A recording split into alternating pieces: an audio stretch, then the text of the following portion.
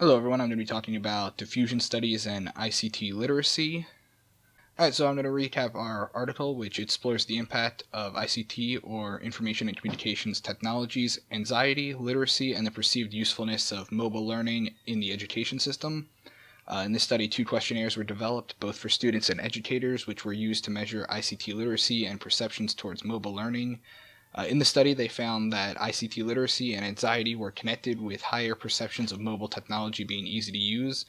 The study also confirmed that ICT anxiety, which had been found to influence adoption in other more general computer contexts, is also a hindrance to the adoption of mobile learning. Rogers' third perceived attribute of innovations is relative advantage. Relative advantage is the degree to which an innovation is perceived as better than the idea it supersedes. The degree of relative advantage may be measured in economic terms, but social prestige factors, convenience, and satisfaction are also important factors. Based on the article, students and educators who perceive mobile learning as useful will be more likely to indicate that they intend to adopt mobile technology. And the opposite, that students and educators with high ICT anxiety will be less likely to see mobile learning as being easy to use or useful and less likely to adopt mobile learning. Complexity is the degree to which an innovation is perceived as difficult to understand and use. Some innovations are readily comprehended by most members of a social system, others are more complicated and are adopted more slowly. This may explain why educators in ICT literacy study expressed little interest in using fully integrated mobile applications, as these can be complex for them to understand. Compatibility is the degree to which an innovation is perceived as being consistent with the existing values, past experiences, and needs of potential adopters. This study found that even when mobile learning was seen as useful, it also needed to be seen as easy to use to have a positive influence on behavioral intention to adopt.